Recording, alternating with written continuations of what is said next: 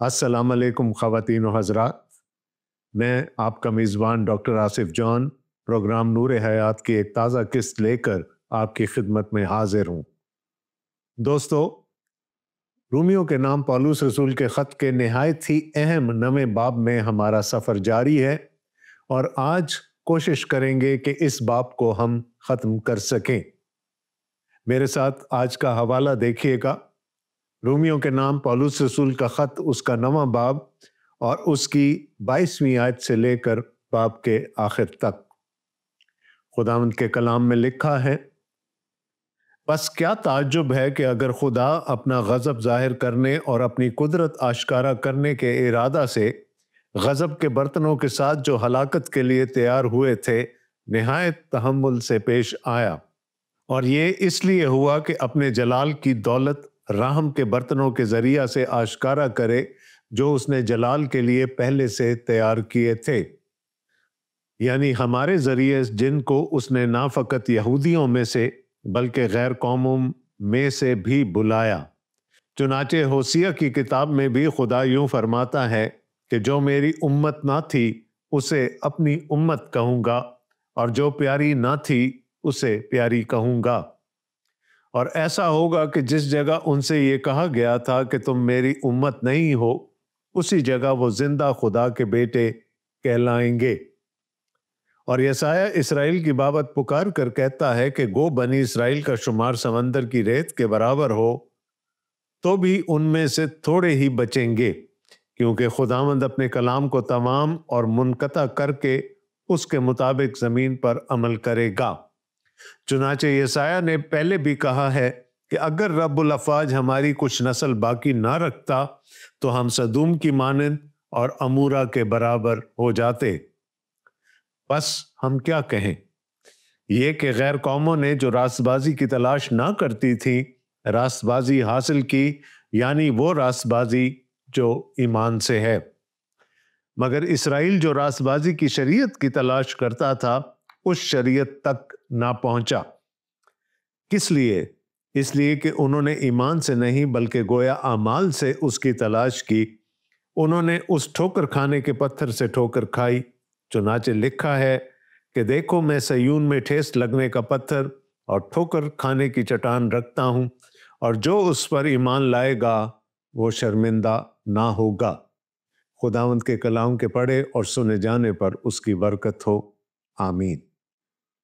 दोस्तों, रूमियों के नाम पौलुस रसूल के ख़त के नवे बाब में हम जितनी बहस अभी तक कर चुके हैं, अगर उसमें कोई सवाल आपके जहन में रह गया हो तो हमारा आज का हवाला उसका जवाब दे देगा। बात हो रही थी खुदा के रहम की और उसकी मेहरबानी की। खुदा ने मूसा से फरमाया था कि मैं जिस पर चाहूं रहम करूंगा और जिस पर चाहूं मेहरबानी करूंगा। लेकिन मूसा को अपना जलाल दिखाने के लिए, उसको अपना रहम और मेहरबानी दिखाने के लिए खुदा ने एक चट्टान पर खड़े होने का इंदिया दिया। और ये उस चट्टान पर खड़े होने के बाद था कि मूसा खुदा का एक इनकम्प्लीट रेवलेशन, एक नामुकम्मल मुकाशवा देख पाया।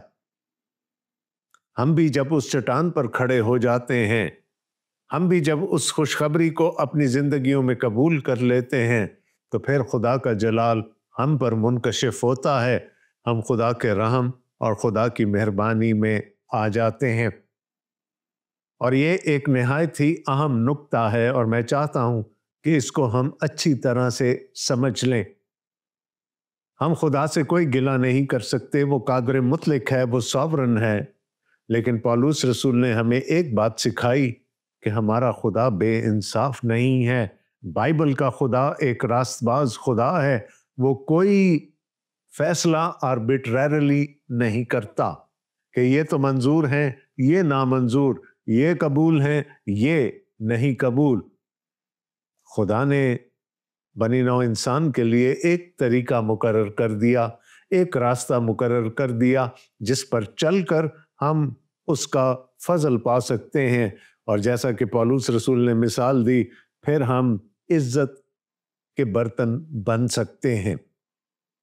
آج پولس رسول ہم سے کہہ رہے ہیں پس کیا تعجب ہے اگر خدا اپنا غضب ظاہر کرنے اور اپنی قدرت آشکارا کرنے کے ارادہ سے غضب کے برتنوں کے ساتھ جو ہلاکت کے لیے تیار ہوئے تھے نہایت تحمل سے پیش آیا۔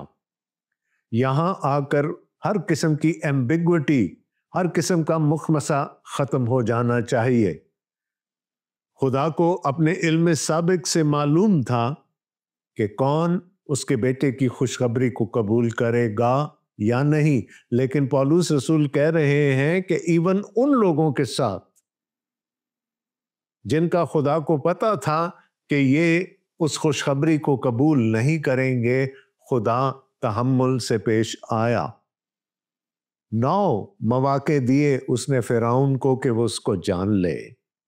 یاد رہے پچھلے پروگرام میں ہم نے اس بات پر بحث کی تھی کہ فرعون نے خدا کا مشورہ ماننے سے انکار کر دیا تھا، خدا کا حکم ماننے سے انکار کر دیا تھا۔ خدا نے موسیٰ کے وسیلہ سے اسے فرمایا تھا کہ میرے لوگوں کو جانے دے تاکہ وہ میری عبادت کر سکیں۔ فرعون مختلف حیلوں و بہانوں سے یہ بات ٹالتا رہا۔ اس نے کہا یہ کون ہے؟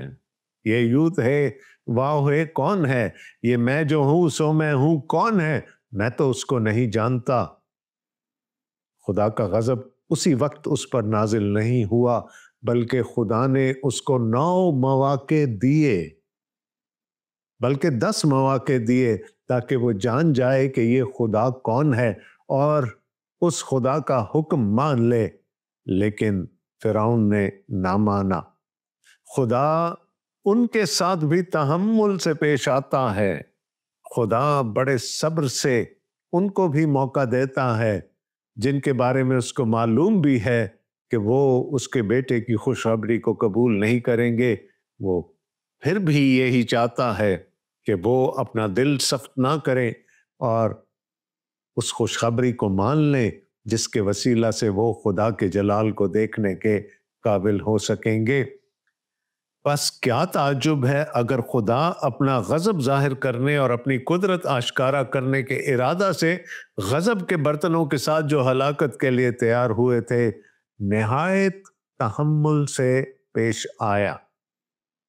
خدا طرح دیتا ہے، خدا صبر کرتا ہے، خدا مواقع دیتا ہے، لیکن پھر ایک مقام آتا ہے جب وہ کہتا ہے کہ بس اب اس کے آگے اور کچھ نہیں۔ اور خدا یہ تحمل کیوں کرتا ہے؟ خدا صبر سے کیوں پیش آتا ہے؟ پولس رسول کہتے ہیں اور یہ اس لیے ہوا کہ اپنے جلال کی دولت رحم کے برتنوں کے ذریعہ سے آشکارا کرے جو اس نے جلال کے لیے پہلے سے تیار کیے تھے۔ پولس رسول کہہ رہے ہیں کہ ایک طرف تو وہ لوگ ہیں جن کے بارے میں خدا جانتا ہے کہ وہ اس کی خوشخبری کو رد کر دیں گے، اور دوسری طرف وہ لوگ ہیں جن کے بارے میں خدا جانتا ہے کہ وہ اس کے بیٹے کے بارے میں خوشخبری کو قبول کر لیں گے۔ ان کے لیے پولس رسول جلال کے برتن کا لفظ استعمال کرتا ہے۔ وہ کیوں جلال کے برتن ہیں یہ میں آپ کو پچھلے پروگرام میں بتا چکا ہوں، کیونکہ انہوں نے خدا کے بتائے ہوئے طریقے کو اڈاپٹ کر لیا، وہ اس راہ پر چل پڑے جو خدا نے مقرر کی تھی۔ اور وہ کہتا ہے کہ وہ آج بھی اپنے جلال کی دولت ان برتنوں کے وسیلہ سے ظاہر کرتا ہے جن کے بارے میں اس کو علم سابق تھا کہ وہ اس کے بیٹے کی خوشخبری کو قبول کریں گے۔ اور یہ کون لوگ ہیں؟ پولس رسول 24ویں آیت میں فرماتے ہیں یعنی ہمارے ذریعہ سے، وہ اب اپنی طرف اشارہ کر رہے ہیں، وہ ایمانداروں کی طرف اشارہ کر رہے ہیں، ہمارے ذریعہ سے جن کو اس نے نہ فقط یہودیوں میں سے بلکہ غیر قوموں میں سے بھی بلایا۔ خدا نے ابرام سے، جبکہ وہ ابھی ابراہم نہ ہوا تھا، ایک وعدہ کیا تھا، اور وہ وعدہ یہ تھا کہ زمین کے سب قبیلے تیرے وسیلے سے برکت پائیں گے۔ اور خدا نے اس وعدہ کو پورا کرنے کے لیے پہلے اسحاق کو اور پھر یعقوب کو اور پھر بنی یعقوب کو چن لیا تاکہ اس کی خوشخبری قوموں تک پہنچ سکے۔ اور بنی اسرائیل کا یہ خیال تھا کہ شاید صرف وہی ہیں، لیکن یہاں پر پولس رسول کہہ رہے ہیں کہ اس نے ہمیں نہ فقط یہودیوں میں سے بلکہ غیر قوموں میں سے بھی چن لیا۔ اس نے ہم پر رحم کیا، اس نے اپنے بیٹے کی انجیل کو ہم پر ظاہر کیا، اپنا جلال ہمیں دکھا دیا۔ اب یہاں تک تو بات ٹھیک تھی کہ یہودیوں میں سے لوگ چنے جاتے، لیکن جب غیر قوموں کا لفظ آ گیا تو اس پر بہت سارے لوگ ٹھٹک گئے ہوں گے۔ لیکن پولس رسول یہ بتانے کی کوشش کر رہے ہیں کہ یہ وہ کوئی نئی بات نہیں کر رہے، یہ خدا کا ازلی ارادہ تھا کہ غیر قومیں بھی اس کی نجات میں شامل ہو سکیں۔ ابھی میں نے آپ کو بتایا کہ ابرام سے جو وعدہ کیا گیا تھا وہ یہ تھا کہ دنیا کے سب قبیلے تیرے وسیلے سے برکت پائیں گے۔ یہ کوئی اچنبے کی بات نہیں ہے، لیکن یہودیوں کو یہ بات ہضم کرنے میں تھوڑی سی مشکل ضرور پیش آئی ہوگی، اس لیے وہ ان کو پرانے عہد نامہ میں لے کر جاتے ہیں تاکہ وہ یہ جان سکیں کہ خدا نے پہلے سے یہ منصوبہ بنا رکھا تھا۔ اور پہلی مثال وہ دیتے ہیں ہوسیہ نبی کے صحیفے سے۔ چنانچہ ہوسیہ کی کتاب میں بھی خدا یوں فرماتا ہے، جو میری امت نہ تھی اسے اپنی امت کہوں گا، اور جو پیاری نہ تھی اسے پیاری کہوں گا۔ خدا نے کہا کہ ایک وقت تک بنی اسرائیل میری امت تھی، لیکن ایک وقت آئے گا کہ جب صرف بنی اسرائیل ہی نہیں، وہ بھی جو میری امت میں شامل نہیں میری امت بن جائیں گے۔ جو میری امت نہ تھی اسے اپنی امت کہوں گا، اور یہاں اشارہ غیر یہودیوں کی طرف ہے۔ اور ایسا ہوگا کہ جس جگہ ان سے یہ کہا گیا تھا کہ تم میری امت نہیں ہو، اسی جگہ وہ زندہ خدا کے بیٹے کہلائیں گے۔ ہوسیہ نبی یہ نبوت کر رہے ہیں کہ ایک وقت آئے گا کہ وہ امت جو خدا کی امت نہ تھی وہ بھی خدا کی امت بن جائے گی۔ جو پہلے خدا کو عزیز نہیں تھی وہ خدا کو عزیز ہو جائے گی، اور جس جگہ ان کو کہا گیا تھا کہ تم میری امت نہیں ہو، اسی جگہ وہ زندہ خدا کے بیٹے کہلائیں گے۔ ہم جانتے ہیں کہ بنی اسرائیل ملک کنعان میں رہتے تھے، اسرائیل کی سرزمین پر رہتے تھے، جہاں پر غیر قوموں کو دھتکارا جاتا تھا۔ خدا نے کہا وہیں پر وہ زندہ خدا کے بیٹے کہلائیں گے۔ تو خدا کا یہ ازلی منصوبہ تھا کہ اس کی نجات میں پوری بنی نوع انسان شامل ہو جائے گی، دنیا کے سب قبیلے تیرے وسیلے سے برکت پائیں گے۔ خدا نے یہ انتظام کر رکھا تھا کہ اس کے ٹھہرائے ہوئے وقت پر، اس کے مقرر کردہ وقت پر غیر قومیں بھی اس کی نجات میں شامل ہو جائیں گی۔ اور پھر وہ ایک اور نبی کا حوالہ دیتے ہیں، بات وہی ہے، لیکن اب ایک اور نبی کی زبانی ہمیں سننے کو مل رہا ہے، اور وہ نبی ہیں یسایہ۔ 27ویں آیت میں لکھا ہے، اور یسایہ اسرائیل کی بابت پکار کر کہتا ہے کہ گو بنی اسرائیل کا شمار سمندر کے ریت کے برابر ہو تو بھی ان میں سے تھوڑے ہی بچیں گے، کیونکہ خداوند اپنے کلام کو تمام اور منقطع کر کے اس کے مطابق زمین پر عمل کرے گا۔ چنانچہ یسایہ نے پہلے بھی کہا ہے کہ اگر رب الافواج ہماری کچھ نسل باقی نہ رکھتا تو ہم سدوم کی مانند اور عمورہ کے برابر ہو جاتے۔ یہاں پر ایک بقیہ کی بات ہو رہی ہے، وہ لوگ جو اسرائیل میں سے بچائے جائیں گے۔ یہ کوئی عام بقیہ نہیں ہے، اٹس دی ریمننٹ۔ وہ لوگ جو یہودیوں میں سے، بنی اسرائیل میں سے خدا کے بتائے ہوئے راستے پر آ جائیں گے، اس کی بھیجی ہوئی خوشخبری کو قبول کر لیں گے، وہ خدا کی بادشاہی میں داخل ہوں گے۔ اور یسایہ نبی کہتے ہیں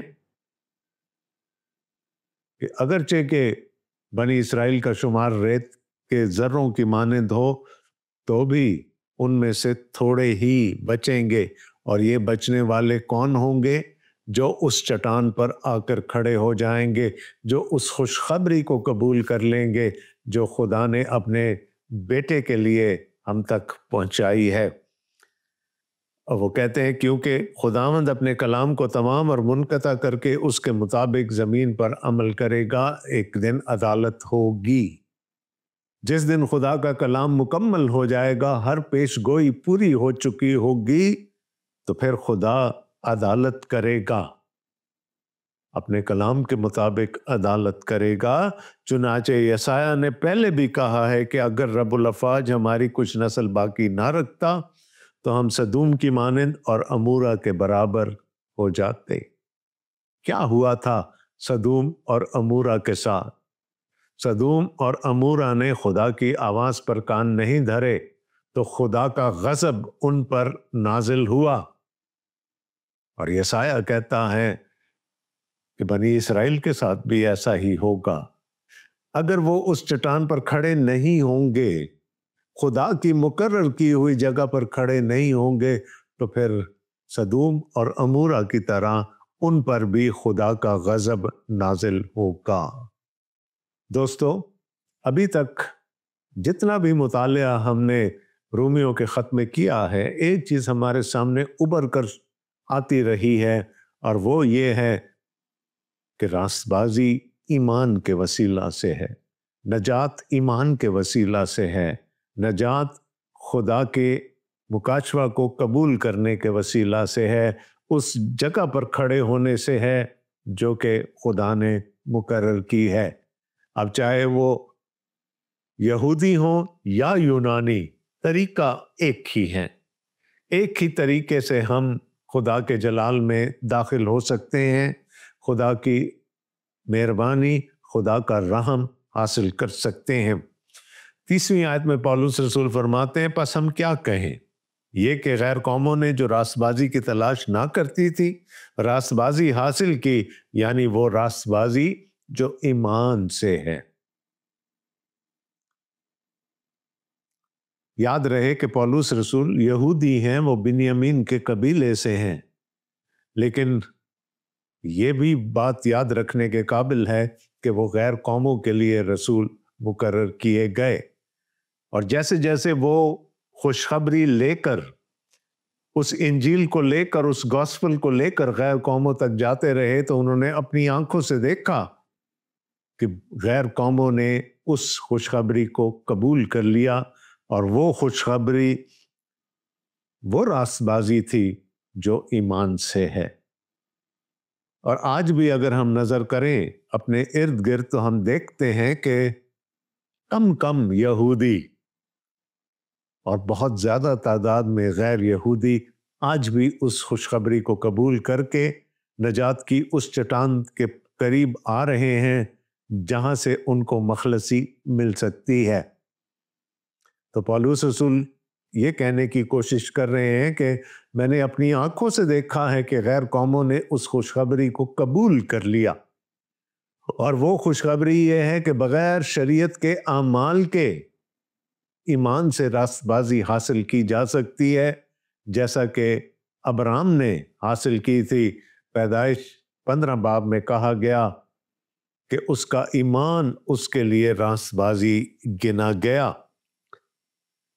31वीं आयत में पौलुस रसूल कहते हैं, मगर इस्राएल जो रास्तबाजी की शरीयत की तलाश करता था, उस शरीयत तक ना पहुंचा।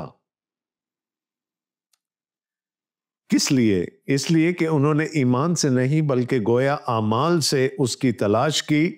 उन्होंने उस ठोकर खाने के पत्थर से ठोकर खाई। पौलुस रसूल कह रहे हैं शरीयत रास्त है, शरीयत पाक है, क्योंकि ये एक पाक और रास्त खुदा की तरफ से दी गई। और शरीयत हमें खुदा की पहचान कराती है, शरीयत हमें रास्ते का वो रास्ता दिखाती है जिस पर हमें चलना है, लेकिन शरीयत हमें रास्तबाज नहीं ठहरा सकती। यहूदियों से क्या गलती हो गई? उन्होंने सोचा कि शरीयत के आमाल पर अमल करने से हम नजात पा सकते हैं, ہم خدا کی بادشاہی میں داخل ہو سکتے ہیں۔ وہ اعمال کی شریعت کے پیچھے چل نکلے، جبکہ خدا کا ازل سے منصوبہ یہ تھا کہ راست باز ایمان سے راست بازی حاصل کریں گے۔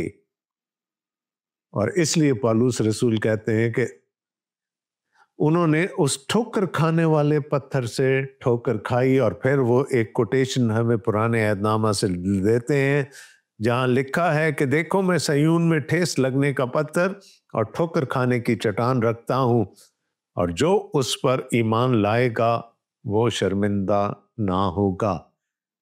یہ حاصل کلام ہے۔ اسی بات تک پولس رسول ہمیں لے کر آنا چاہتے تھے۔ وہ کیا کہنے کی کوشش کر رہے ہیں کہ خدا فرماتا ہے دیکھو میں نے صیون میں ٹھیس لگنے کا پتھر اور ٹھوکر کھانے کی چٹان رکھی ہے۔ کون ہے یہ ٹھیس لگنے کا پتھر اور ٹھوکر کھانے کی چٹان؟ یہ ہمارے خداوند یسوع مسیح ہیں، جن کو خدا نے صیون سے اٹھایا۔ اور خداوند یسوع مسیح کا پیغام کیا تھا کہ نجات سب کے لیے ہے۔ نجات اتنی ہی غیر یہودیوں کے لیے ہے جتنی کسی یہودی کے لیے ہے، اور نجات ایمان سے ہے، خدا کے بیٹے پر ایمان لانے کے وسیلہ سے ہے۔ اس میں اعمال کا رتی برابر بھی کنٹریبیوشن نہیں ہے۔ وہ یہودی جو یہ سمجھتے تھے کہ شریعت پر عمل کر لینے سے یا شریعت کے تمام تقاضے پورے کر لینے سے وہ نجات پائیں گے، ان کے لیے یقیناً یہ ٹھیس لگنے کا پتھر اور ٹھوکر کھانے کی چٹان ثابت ہوا، کیونکہ ان کی الہیات میں یہ بات شامل نہ تھی کہ بغیر اعمال کے بھی نجات حاصل کی جا سکتی ہے۔ تو پولس رسول یہ کہنے کی کوشش کر رہے ہیں کہ خدا نے اپنی شریعت ضرور دی، اپنی چنی ہوئی قوم کو، بنی اسرائیل کو اپنی شریعت دی تاکہ وہ ان کو اپنی پہچان کرا سکے، وہ ان کو یہ بتا سکے کہ اس کو کیا پسند ہے اور اس کو کیا ناپسند ہے، تاکہ بنی اسرائیل بھی اپنے آپ کو اس سانچے میں ڈھالنے کی کوشش کرے۔ وہ چنے ہوئے ضرور تھے، لیکن خدا نے تو نجات کا ایک ہی وسیلہ مقرر کیا تھا، اور وہ وسیلہ ایمان کا تھا۔ ایمان لے کر آنا ہے اس خوشخبری پر جو خدا کی طرف سے دی گئی ہے، اور اس خوشخبری پر ایمان لانے سے ہم راست باز ٹھہر سکتے ہیں۔ خداوند یسوع مسیح کی راست بازی، خدا کے بیٹے کی راست بازی ہمیں ودیعت کر دی جاتی ہے، اور پھر ہم خدا کے حضور میں راست باز ٹھہرائے جاتے ہیں۔ یہ بات بہت سے یہودیوں کو سمجھ نہیں آئی۔ جن کو سمجھ آ گئی وہ ایمان لے آئے، اور وہ اس بقیہ میں شامل ہو گئے جس کے بارے میں یسایہ نبی نے ہمیں بتایا تھا کہ ایک بقیہ ہے، ایک نسل ہے، تھوڑے سے لوگ ہیں یہودیوں میں سے جو خدا کی نجات میں شامل ہوں گے۔ اور ہوسیہ نبی نے یہ بتایا کہ غیر قومیں اب خدا کی نجات میں شامل ہو جائیں گی۔ اور اس باب کی آخری آیت میں پولس رسول کہتے ہیں چنانچہ لکھا ہے کہ دیکھو میں صیون میں ٹھیس لگنے کا پتھر اور ٹھوکر کھانے کی چٹان رکھتا ہوں، اور جو اس پر ایمان لائے گا وہ شرمندہ نہ ہوگا۔ یعنی نجات ایمان کے وسیلہ سے ہے۔ جو اپنے اعمال پر بھروسہ کرتے ہوئے مجھ تک پہنچنے کی کوشش کرے گا وہ یقیناً اس پتھر سے ٹھیس کھائے گا اور اس چٹان سے ٹھوکر کھائے گا، لیکن جو کوئی ایمان لے آئے گا وہ خدا کی نجات میں شامل ہو جائے گا، خدا کی بادشاہی کا فرزند بن جائے گا، اس پر خدا اپنا رحم اور مہربانی کرے گا، اور وہ خدا کے جلال کو دیکھ سکے گا۔ موسیٰ کی طرح نہیں جس پر ایک نامکمل مکاشفہ ہوا تھا، خدا اپنا ہاتھ رکھے رکھا موسیٰ پر جب تک خدا کا جلال وہاں سے گزر نہیں گیا، اور موسیٰ کو اس جلال کا ایک بہت ہی چھوٹا سا حصہ دکھائی دیا۔ لیکن پولس رسول کہتے ہیں جو اس پتھر پر ایمان لے کر آئے گا जिससे कि यहूदियों ने ठोकर खाई, वो कभी शर्मिंदा ना होगा, बल्कि वो खुदा के उस अबदी जलाल को देख सकेगा, उस मुकम्मल मुकाशवा को, उस कंप्लीट रेवलेशन को देख सकेगा और खुदा और उसके बेटे के साथ अबद तक सकूनत करेगा। दोस्तों, मुझे मालूम है कि ये बातें कुछ गहरी हैं, थोड़ी सी मुश्किल भी हैं, शायद मैं आपको बहुत अच्छे अंदाज में समझा भी ना पाया हूं। तो अगर आपके जहन में कोई सवाल है तो आप हमें लिख भेजिएगा। हमारे राब्ते की तमाम तर तफसीलात आपकी स्क्रीन पर नमूदार हो रही होंगी। आप किसी भी वसीले से हमसे कांटेक्ट कर सकते हैं। अपने सवाल लिखकर हम तक भेजिए, अपनी आरा से हमें आगाह कीजिए ताकि हम अपने प्रोग्राम को मज़ीद से मज़ीद बेहतर बना सकें। मेरी वही दरख्वास्त अपनी जगह पर कायम है कि ये ख़त आपको बार बार पढ़ना पड़ेगा। पौलुस रसूल के जो ख्यालात हैं और जिस तरह से उन्होंने मसीही इलाहियात को हमारे सामने रखा है, उसको समझने के लिए हमें पौलुस रसूल के सोच की धारा को पकड़ना पड़ेगा। और ये उसी सूरत में मुमकिन है कि जब हम इन अब्वाब का, इन आयात का बार बार मुतालिया करें। नवा बाब थोड़ा सा मुश्किल था, लेकिन हमने इसमें काफ़ी वक्त लगाया। आप इसको पढ़िए, फिर पढ़िए, और अगर कोई मुश्किल हो तो हमसे राब्ता कीजिए। हमें आपके सवालात का और आपकी आरा का इंतज़ार रहता है। हमें अपनी दुआओं में याद रखिएगा।